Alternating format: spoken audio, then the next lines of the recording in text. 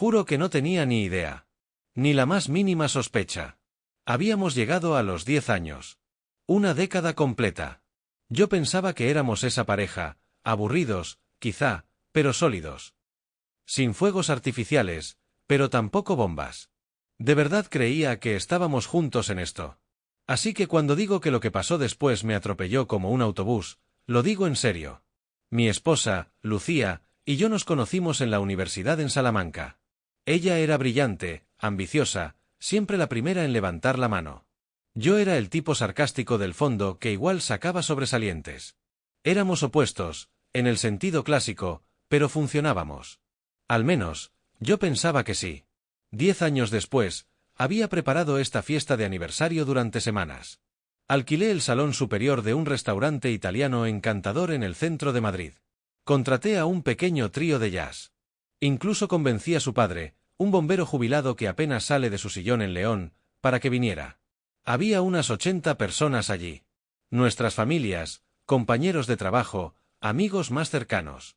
Todos sentados en mesas iluminadas por velas, con copas de vino en la mano esperando que sirvieran la cena.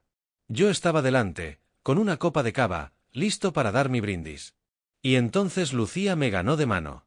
Se levantó, hizo sonar su copa y sonrió. Pensé que me iba a dedicar unas palabras dulces. Quizá algo pícaro y vergonzoso, como solía hacer. En cambio, dijo esto: sé que esto es inesperado. Pero tengo que ser honesta. No puedo seguir mintiéndome a mí misma ni a ti. Me voy. Me he enamorado. De otra persona. De Javier. Se oyeron murmullos en la sala. Parpadeé. ¿Javier? Su jefe no quería que pasara, continuó, con la voz apenas temblando para sonar sincera. Pero pasó. Y ya no puedo ignorarlo. Lo siento, Tomás. Mi nombre completo. No cariño, no mi amor. Tomás. Como si yo fuera un desconocido. Me quedé helado, como si mi sistema operativo se hubiera colapsado. Miré y vi a Javier, el director regional de su oficina, de pie junto a la mesa de postres como si quisiera desaparecer entre los cannoli. Alguien soltó una risa nerviosa. Otro dejó caer un tenedor. Mi madre se quedó sin aliento. Mi mejor amigo, Dani, movió los labios diciendo: ¿qué cojones? Y entonces su padre, el buen don Ramón, el bombero recio y sin pelos en la lengua, se puso en pie y tronó: ¿dejas a tu marido después de 10 años? ¿Por tu jefe? ¿En la maldita fiesta que él te organizó? Podría haberse oído caer un alfiler después de eso. Ramón caminó hacia mí, me puso la mano en el hombro y dijo, lo suficientemente alto para que todos escucharan: no te mereces esto, hijo. Ahora estás sola. Luego se volvió hacia su hija, su única hija, y le soltó algo que nunca olvidaré: hoy no eres mi hija. No después de esto.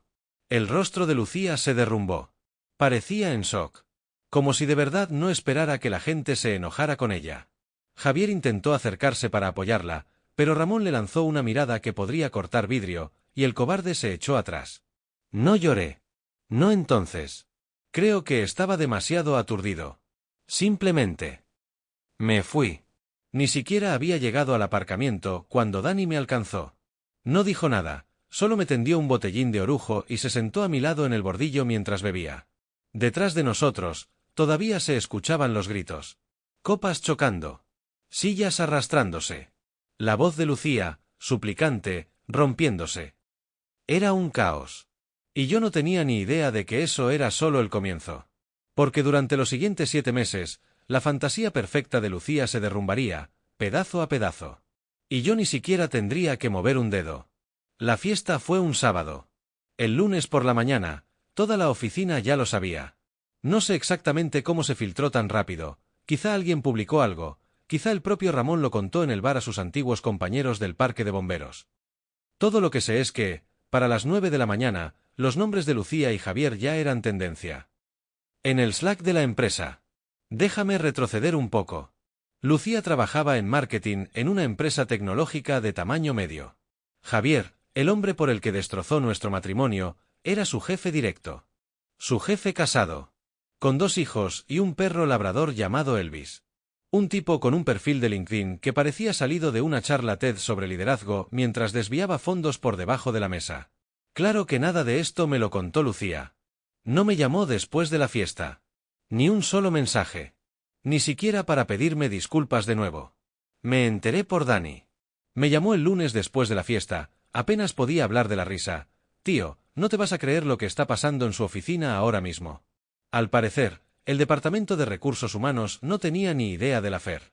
Lucía y Javier lo habían mantenido en secreto, sin correos comprometidos, sin denuncias internas. Pero en cuanto todo se hizo público, aquello escaló. Y rápido. No se puede mantener una relación con un subordinado. No es solo mal visto, es una pesadilla legal. Lucía lo sabía. Javier, desde luego, también. Y ahora, gracias a su pequeño mic drop en nuestra fiesta, todo el mundo lo sabía también.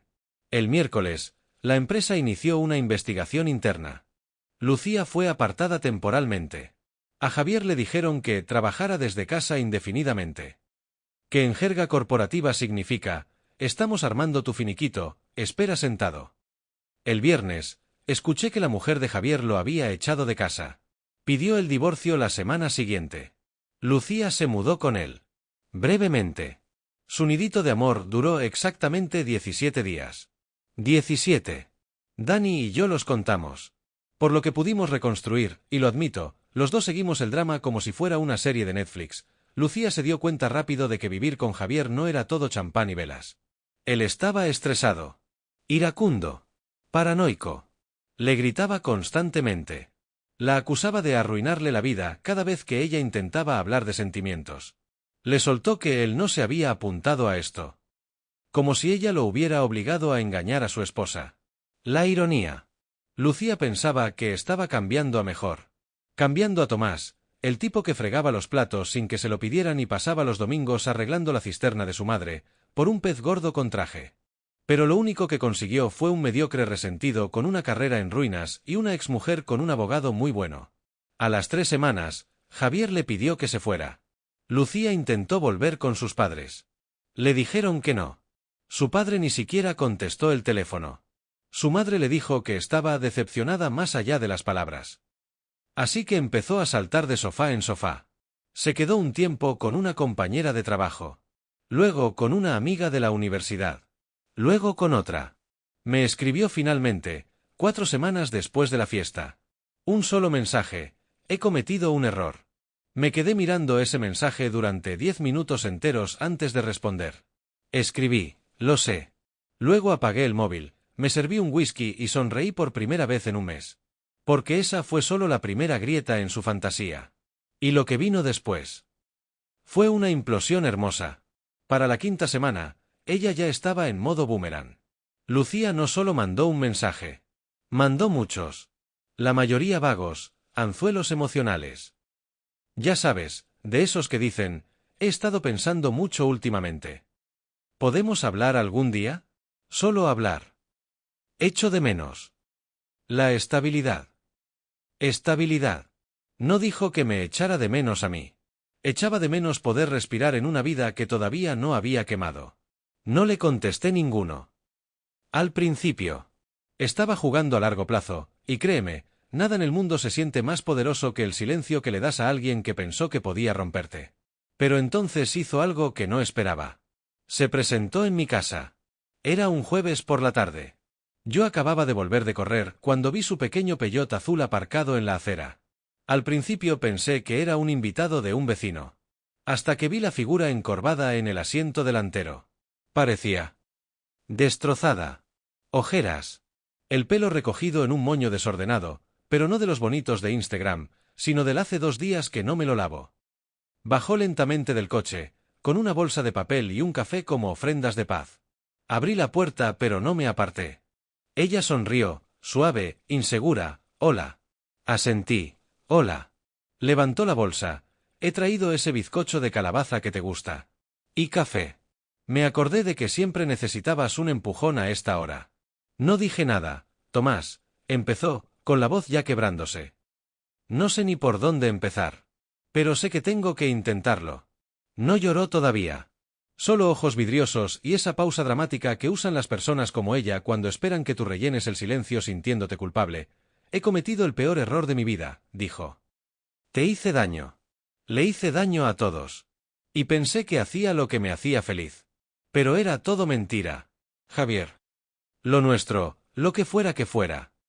Él no me amaba. Ni siquiera creo que me soportara. Yo solo. Era conveniente. Tú eras real. Siempre lo fuiste. Y ahora lo veo.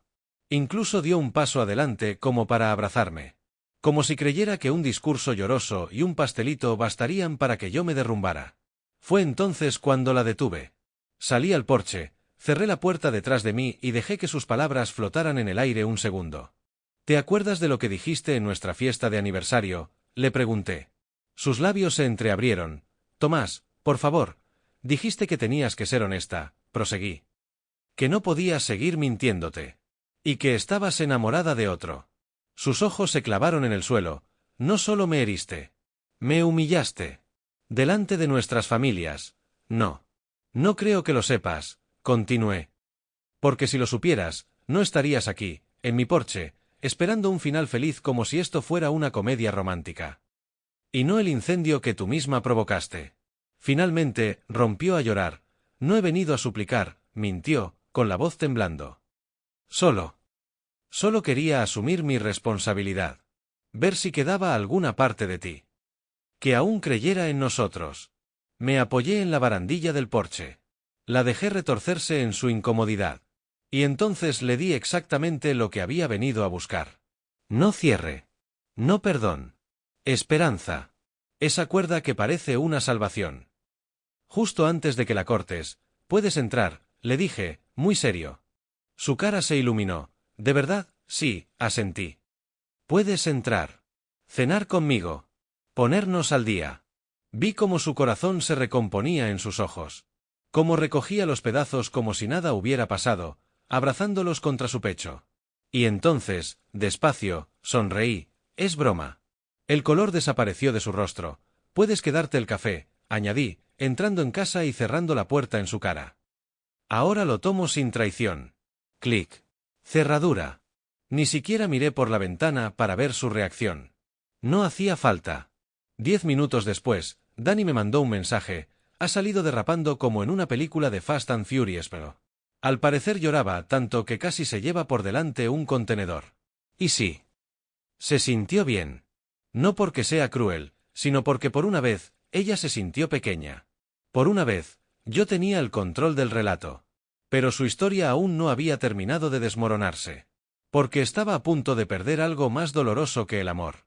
Estaba a punto de perder su reputación. Y yo ni siquiera tendría que encender la mecha. Para el tercer mes, Lucía era radioactiva. No solo me había perdido a mí. No solo había perdido su trabajo. Perdió su imagen, esa personita cuidadosamente construida que llevaba años vendiendo. Y créeme, para alguien como ella, eso fue el verdadero golpe. Verás, Lucía vivía de las apariencias. No era solo ambiciosa. Era la estrella de su oficina, la jefa del grupo de mentoría para mujeres, siempre publicando en redes frases como almohadilla mujeres apoyando mujeres y almohadilla matrimonio perfecto junto a fotos nuestras en la playa. Había tejido una vida perfecta. Y mucha gente se la compró.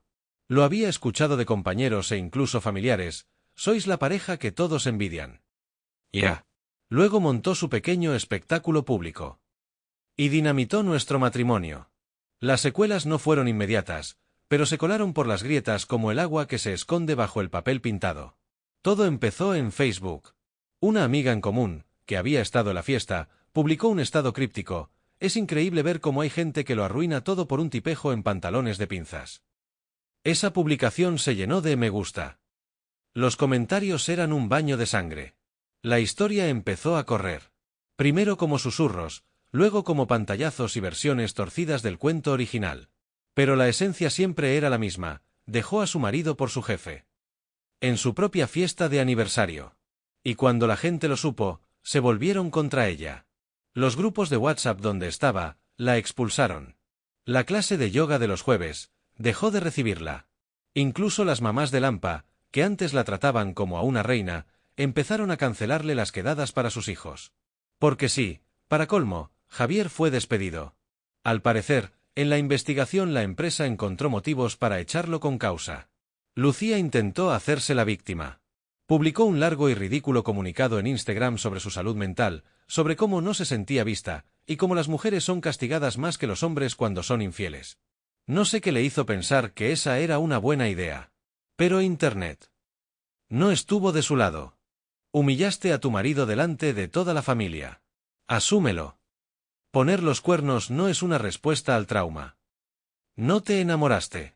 Te metiste en la cama con tu jefe. La publicación fue tan vapuleada que la borró en menos de 48 horas. Pero para entonces, el daño ya estaba hecho. Las capturas estaban por todas partes. Incluso llegó a Reddit. Alguien escribió un post en R of My Chest con todos los detalles. Y de algún modo, yo me convertí en una especie de héroe popular. No es broma. Uno de los invitados grabó el momento en que Lucía hacía su anuncio.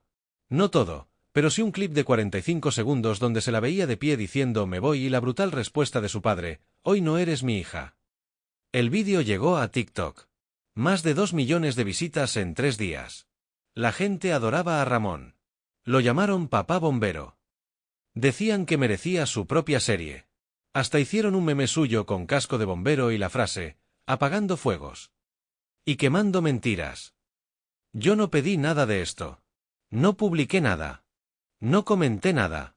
No reaccioné. Solo dejé que la verdad respirara. Y eso bastó. Porque cuando toda tu imagen está construida sobre mentiras, lo único que tienes que hacer es dejar de taparlas. El resto se derrumba solo.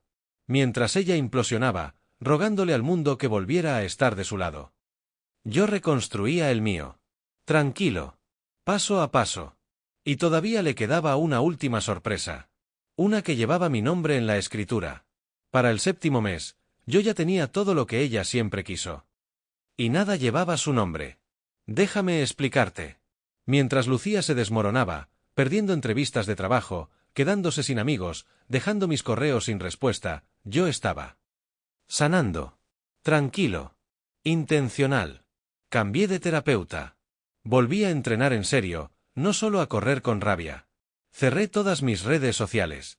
Volví a quedar con amigos que había perdido por culpa de las apariencias durante nuestro matrimonio. ¿Y el mayor cambio de todos? Me mudé. No solo a un apartamento. Compré una casa. No era enorme.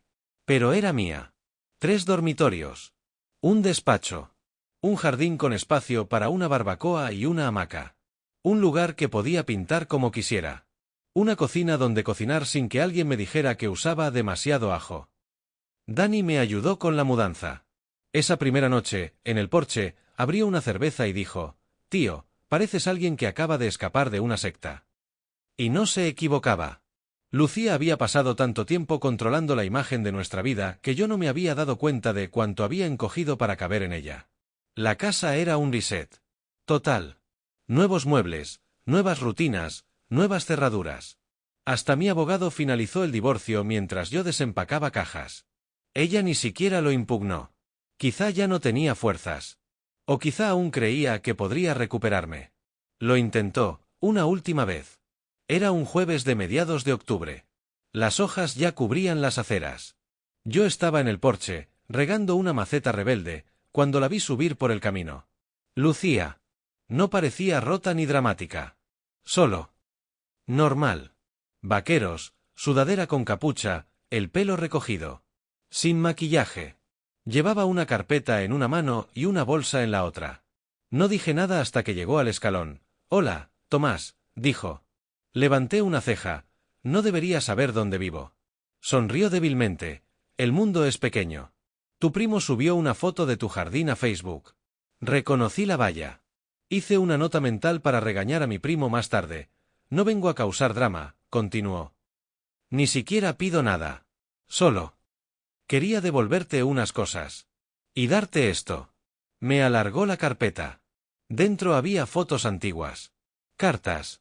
Algunas notas que yo le había escrito el primer año de matrimonio. Recuerdos que ella había guardado. «Pensé que quizá las querrías», dijo. Asentí. «Gracias». Dudó. «Esta casa es muy bonita». «Tranquila, lo es». Parecía esperar algo más. Una grieta. Un suspiro. Un gesto. Cualquier cosa. Pero no le di nada. «He estado yendo a terapia», soltó de repente. «Por primera vez en mi vida.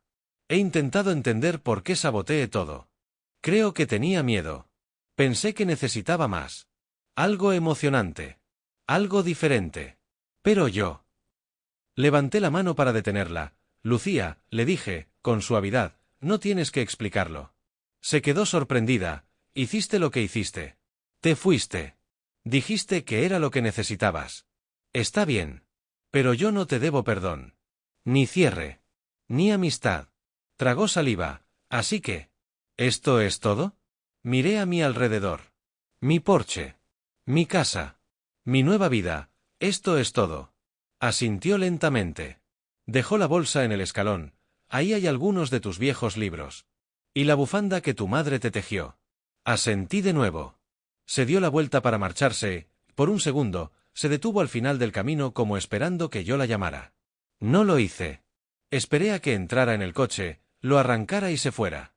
Y entonces recogí la carpeta y la bolsa, entré, y las dejé en un estante del armario del pasillo, fuera de la vista, fuera de la mente. No las tiré. No porque quisiera quedarme con pedazos de ella. Sino porque, en su día, también fueron pedazos de mí. Pero eso es lo que eran ahora. Pedazos. Lo que tengo ahora es una vida completa. Mía. Y ese fue el mejor final que pude escribir. Los días siguientes a su última visita fueron silenciosos. Por primera vez en años, el silencio no dolía. No se sentía como un vacío. Era paz. Mi casa olía a café recién hecho cada mañana. El jardín poco a poco iba llenándose de plantas nuevas. En las paredes colgaban fotos mías con amigos, con mi madre, con Dani. Ninguna de Lucía. Ninguna mentira. Mi teléfono, sin embargo, no tardó en sonar de nuevo. Primero fue un correo suyo. Espero que al menos hayas hojeado las fotos. Ahí está toda nuestra historia. Lo marqué como leído, y lo dejé. Luego un mensaje, no entiendo cómo puede ser tan frío. Yo me estoy desmoronando. Lo ignoré también. Finalmente, una llamada perdida a las 3 de la mañana. Y un mensaje de voz entre sollozos. Por favor. Solo. Quiero saber si hay alguna esperanza. Y eso fue todo. Su último disparo al aire. Me levanté esa mañana, me serví un café, salí al porche y sonreí. Porque, al final, no se trata de esperanza. No de la suya, al menos. Se trata de la mía. Por primera vez en mucho tiempo, yo tenía esperanza para mí mismo. La historia se convirtió en leyenda en nuestro pequeño círculo. El vídeo de la fiesta seguía rotando por TikTok semanas después. A veces Dani me mandaba memes de papá bombero, que seguía siendo héroe local en los comentarios. El fuego más grande que apagó fue el de las mentiras. La gente me paraba en bares, en el mercado, incluso en el gimnasio. ¿Tú eres el del vídeo? Al principio me incomodaba. Luego aprendí a sonreír y decir simplemente, sí, pero yo solo soy el hijo. El que habló fue él. Porque en el fondo, Ramón tenía razón aquella noche. Ese día, ella dejó de ser hija. Dejó de ser esposa. Dejó de ser la mujer que conocí. Y yo. Dejé de ser el hombre que la aguantaba. Ahora era yo el dueño de mi historia. Hace unas semanas, Dani trajo a un par de amigos a hacer una barbacoa en el jardín. Rieron, bebieron cerveza, y alguien le preguntó, ¿y qué pasó al final con ella? Dani me miró, esperando que yo contestara. Pero no lo hice. Porque ya no importa. Lo único que importa es esto. Estoy bien. Libre. Vivo. Mi vida no es perfecta. Pero, por primera vez en años, es mía. Y eso. Eso sí que es un final feliz.